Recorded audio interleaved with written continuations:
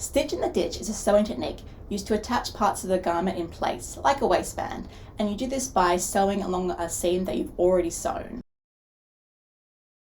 Well, the idea is this stitching shouldn't be visible, so you need to stitch right in the seam that you've already sewn. So you put the seam that you've sewn to the right side of the fabric on top, so you can make sure that stitch is really straight and it's right next to the seam. And when you're doing that, the piece that you're trying to attach is actually underneath, and it's really easy for it to move. And if it moves, you might not catch it, so it means the piece you're trying to attach might slip up and you won't be able to catch the whole thing. There are a bunch of things you can do to make stitching in the ditch easier, like really carefully and accurately pressing the seam allowance of your piece first with an iron. You can also use lots of vertical pins to pin it in place. You could also sew a basting stitch, which is a really large temporary stitch used to hold something in place while you sew the final stitch. You can also feel the seams as you go to make sure they're in the right place, and you could use a walking foot on your machine instead of a zipper foot. While these tips are great, and I will do some of them, they aren't enough.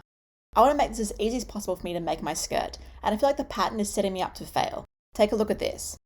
This is a diagram of my waistband pattern sewn into my circle skirt, and you can see I've already pressed the 1 cm seam allowance up on the waistband pattern, and this is where the stitch in the ditch stitching will be.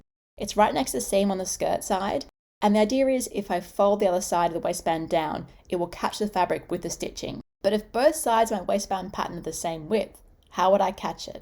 The other side would finish at the seam too, not below it. And that's why stitching in the ditch is so hard. The pattern is really designed to make you fail. If you're an experienced seamstress, you'll be fine, so keep the pattern as it is. But home sewers, join me and let's add an extra 0.5 centimetre, so or 1/4 inch, to our patterns on the one side, just to extend it a bit. Yes, you will have a little flap on the edge, on the inside of the waistband, but no one's going to see it. And to be honest, unless you're a really experienced seamstress, you'll have that flap anyway, because that's what happens with stitching in a ditch. And the important thing is in the end, really, that you catch the waistband. This will make it so much easier. Now it's time to stitch in the ditch, and you need to grab a zipper foot, so a regular zipper foot, so you can get right in the seam there. Feel free to do a basting stitch or use a lot of vertical pins. I'm feeling pretty confident though because I altered my pattern, so I'm just going to insert a couple of vertical pins, but my chosen tactic is to go really slowly and make sure I can feel the folded edge underneath.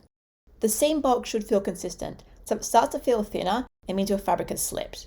And while I'm sewing, I'm also pulling the waistband and skirt fabric out as I go, so away from each other. The idea is you get almost on top of the seam. When the fabric is released and sitting normally, it will help to cover the seam you just sewed. Remember to backstitch at the beginning and the end to secure your stitch too, and snip the threads at each end, and you're done. I think it's looking pretty good. Most people start pattern making because they want to make their own designs. Well, I did anyway. And I kind of feel that if you don't actually know how to make your own clothes afterwards, what's the point in pattern making? And vice versa. Sewing your own clothes does take a while, especially if you're new to sewing, and it's so much more rewarding if it's your own ideas and if they fit you really well. So I created a range of DIY pattern making kits designed for absolute beginners. Each kit has a block to use as the base for your pattern, and a step-by-step guide to show you how to turn the block into any design based on it. Just select the kit closest to your design to get started. And you can find them on my website, clickedpatternkits.com. Oh, and make sure you subscribe to my website, and I'll send you an email with my 10-step pattern checklist I use before sending my patterns to production, and I'll send you a 10% discount code for your first order. And if you want to see how I made the rest of this skirt, click on the video that has popped up. I've got lots more pattern making and sewing videos coming up, so subscribe to my channel too.